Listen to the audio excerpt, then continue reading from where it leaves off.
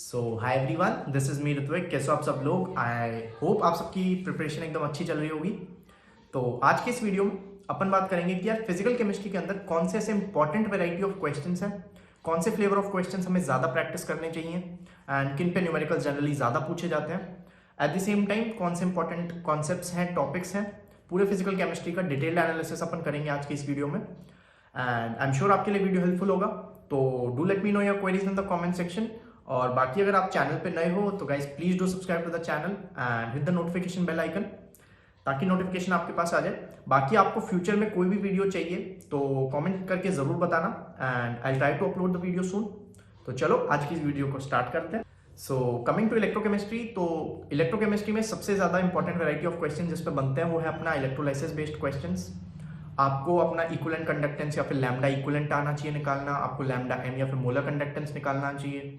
इसके अलावा एक इंपॉर्टेंट लॉ है आपका कोलरॉश लॉ, उसकी एप्लीकेशन आपको आनी चाहिए, उस पर न्यूमेरिकल्स आपको सॉल्व करने हैं। इसके अलावा इलेक्ट्रोकेमिस्ट्री में एक अलग वैरायटी के क्वेश्चन है जिसके अंदर नॉन इक्वेशन बेस्ड।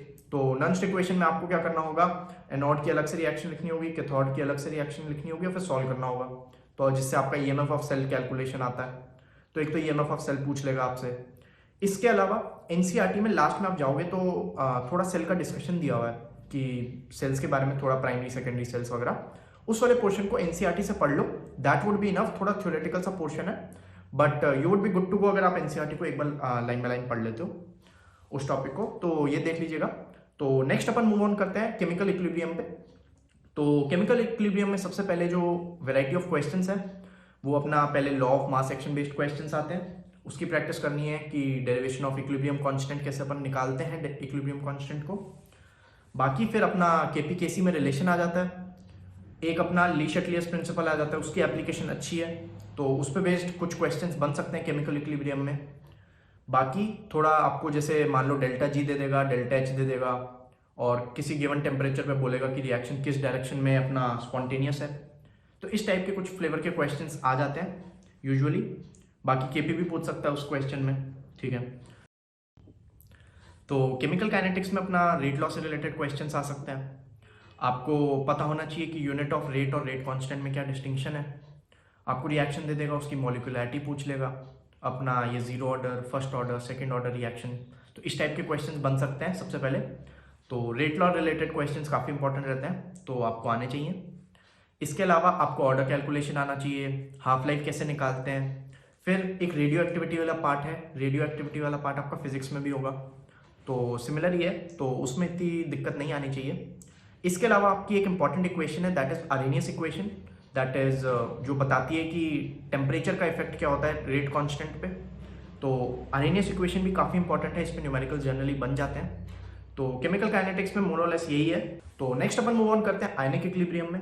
तो आयनिक इक्विलिब्रियम में जो क्वेश्चंस आते हैं मेनली आपका जो आयनिक इक्विलिब्रियम है पूरा ऐसे पीएच कैलकुलेशन पे बेस्ड है। दो वेराइटी है, एक तो पीएच कैलकुलेशन वाला पोर्शन है, आपको सॉल्ट हाइड्रोलिसिस पता होना चाहिए, आपको बफर सॉल्यूशन में किस तरह से चीज़ें रहती हैं वो पता होना चाहिए। तो इस पर जब आप क्वेश्चन सॉल्व करोगे कुछ फार्मूलाज वगैरह भी हैं, तो अगर आप फार्मूला से करना चाहते हो तो वैसे कर सकते हो। बाकी आपको कैलकुलेशन आनी चाहिए कैसे डिराइव होता है। एंड फिर एक नेक्स्ट वेराइटी ऑफ क्वेश्चन होता है अपना Ksp based, that is solubility product based. तो सॉल्युबिलिटी पे बेस्ड न्यूमेरिकल्स अच्छे बन जाते हैं।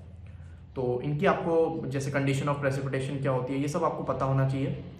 तो इसकी अच्छे से प्रैक्टिस कर लेना। तो नेक्स्ट अपन मूव ऑन करते हैं सॉल्यूशंस में। तो सॉल्यूशंस में सबसे पहले अपना कौन सा इंपॉर्टेंट लॉ है, राउल्स लॉ। तो राउल्स लॉ की अपने को एप्लीकेशन अच्छे से करनी है, ठीक है। तो इसकी फिर डेविएशन भी होगी, पॉजिटिव डेविएशन या नेगेटिव डेविएशन, तो वो भी अपन को अच्छे से कॉन्सेप्ट वो पता होना चाहिए। तो ये थोड़ा समझने वाला पोर्शन भी है बट क्वेश्चन बन जाते हैं जनरली। इसके अलावा जो एक क्वेश्चन आते हैं सॉल्यूशंस में वो आते हैं relative lowering of vapour pressure से। तो वो आपको उस पर बेस्ड उस न्यूमेरिकल्स आपको सॉल्व करने हैं, उसकी एप्लीकेशन सॉल्व करनी है, ठीक है। इसके अलावा आपको डेल्टा टी एफ, के एफ, डेल्टा टी बी, के बी में आपको रिलेशन पता होना चाहिए। And depression in freezing point और एलिवेशन इन बॉइलिंग पॉइंट क्या रहता है। फिर एक आता है आपका वांट ऑफ फैक्टर। तो वांट ऑफ फैक्टर पे बेस्ड न्यूमेरिकल्स पूछ सकता है आपसे। ऑस्मोटिक प्रेशर बोल देगा अपना पाई बराबर ICRT जो इक्वेशन होती है। तो इस टाइप के क्वेश्चंस जनरली पूछे जाते हैं। तो ऑस्मोटिक प्रेशर निकालने बोल देगा। तो इस टाइप के क्वेश्चन जनरली सॉल्यूशंस में पूछे जाते हैं। नेक्स्ट अपन मूव ऑन करते हैं सॉलिड स्टेट में। एंड जनरली इंस्टीट्यूट्स वगैरह में सॉलिड स्टेट जल्दी ही पढ़ा दिया जाता है, बहुत ज़्यादा टाइम नहीं दिया जाता। आप इसे एनसीईआरटी से भी गो थ्रू कर सकते हैं।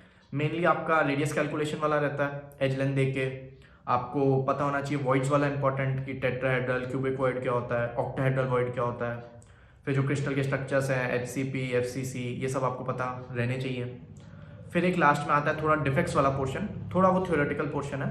एनसीईआरटी से एक बार गो थ्रू कर लीजिएगा, डोपिंग वगैरह और उसका उसके अंदर थोड़ा दिया हुआ है discussion. So give NCERT a read, बाकी you would be good to go.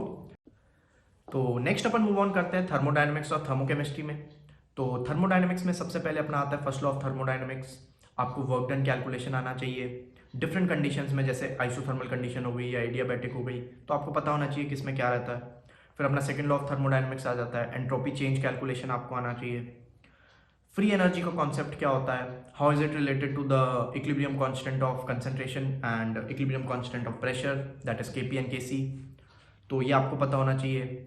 Thermochemistry में अपना जैसे एंथैल्पी कैलकुलेशन वाले क्वेश्चंस रहते हैं, तो जब आप इसकी प्रैक्टिस करोगे एंथैल्पी कैलकुलेशन आपसे जैसे मान लो NH बॉन्ड की आपको बॉन्ड एंथैल्पी निकालने बोल देगा, तो आपको कैलकुलेशन आना चाहिए।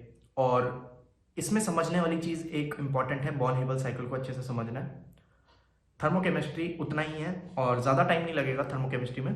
थर्मोडायनेमिक्स पे थोड़े ज़्यादा न्यूमेरिकल्स बन सकते हैं, तो उन क्वेश्चंस की प्रैक्टिस कर लीजिएगा और समझना अच्छे से थर्मोडायनेमिक्स। और ये फिजिक्स में भी आपके काम आता है, तो फिजिक्स में भी वो थर्मोडायनेमिक्स रहता है, तो मोर और लेस सिमिलर ही है। इसके अलावा नेक्स्ट अपन मूव ऑन करते हैं एटॉमिक स्ट्रक्चर पे। तो एटॉमिक स्ट्रक्चर में सबसे पहले अपना जैसे बोर मॉडल है, तो उससे रेडियस कैलकुलेशन आना चाहिए, एनर्जी ऑफ इलेक्ट्रॉन निकालनी आनी चाहिए। इसके अलावा आपका हाइड्रोजन स्पेक्ट्रम में इलेक्ट्रॉनिक ट्रांजिशंस होंगे, तो उस पर बेस्ड क्वेश्चन पूछ लेगा। कैसे क्वेश्चन बनेंगे, मान लो आपको बोलेगा इलेक्ट्रॉन स्टेट से स्टेट में जा रहा है, तो बताओ कितनी टोटल नंबर ऑफ लाइंस देखने मिलेंगी, कितनी लाइंस आपकी IR रीजन में लाई कर रही हैं, कितनी विजिबल में लाई कर रही हैं, कितनी UV में लाई कर रही हैं, तो ये आपको पता होना चाहिए। इसके अलावा आपसे पूछ लेगा बामर सीरीज क्या होता है, पास्टन सीरीज क्या होता है, तो इस पे बेस्ड कुछ क्वेश्चंस आ जाते हैं सीरीज पे बेस्ड। इसके अलावा एक अलग सेक्शन है जिसके अंदर अपना डी ब्रोगली वेवलेंथ पे कैलकुलेशन आ जाता है, या फिर अपना हाइजेनबर्ग अनसर्टेनिटी प्रिंसिपल, मोर और लेस समझने वाला ही पोर्शन है, तो वो देख लीजिएगा। एंड इसके अलावा एक फिजिक्स में भी है और केमिस्ट्री में भी पढ़ा देते हैं जनरली, फोटो इलेक्ट्रिक इफेक्ट, काफ़ी इंपॉर्टेंट है, अच्छे से क्वेश्चन सॉल्व करने एंड समझना इसे, तो इस पर थोड़ा फोकस रखिएगा एटॉमिक स्ट्रक्चर में। इसके अलावा नेक्स्ट अपन मूव ऑन करते हैं गैसीय स्टेट पे। तो गैसीय स्टेट में सबसे पहले तो अपने बेसिक गैस लॉज ही हैं, आइडल गैस की इक्वेशन हो गई अपनी PV बराबर nRT। फिर अपना एक आता है Dalton's law of partial pressure, तो that is important. Van der Waals की इक्वेशन आपको पता होनी चाहिए। एंड फिर अपना काइनेटिक थ्योरी ऑफ गैसेस, ये भी फिजिक्स में है मोर और लेस, तो डिग्री ऑफ फ्रीडम वगैरह कॉन्सेप्ट आपको पता होना चाहिए। अपना वो जो मैक्सवेल डिस्ट्रीब्यूशन कर्व देखने मिलता है, अपना most probable velocity, average velocity, UMP, VRMS, ये सारे कॉन्सेप्ट आपको पता होने चाहिए, ठीक है। फिर अपना वॉन डर वाल की इक्वेशन तो अपने कर ही लिया डिस्कस, उसमें Z कैलकुलेशन बोल देगा, आपको बोल देगा Z कैलकुलेशन बोल देगा, that is compressibility factor.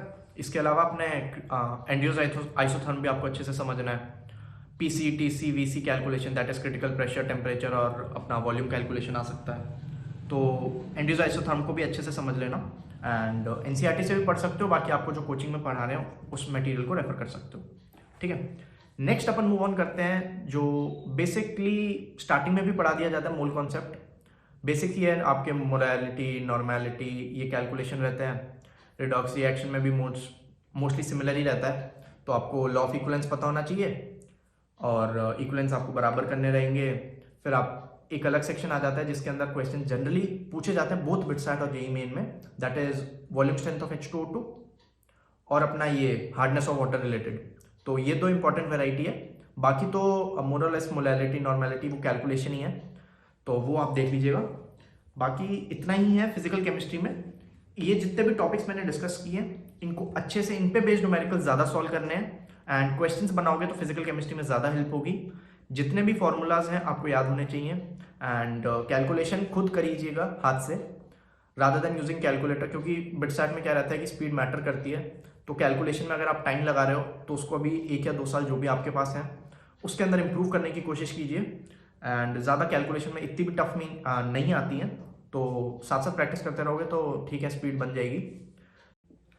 So okay guys, that was all for this video. I hope आप सबके लिए वीडियो हेल्पफुल होगा। तो गाइज अगर आप चैनल पे नए हो तो please do subscribe to the channel. Video पसंद आती है तो do like the video and share it with your friends and your support means a lot to me. So मिलते हैं नेक्स्ट वीडियो में। Till then stay tuned. चंगा फिर।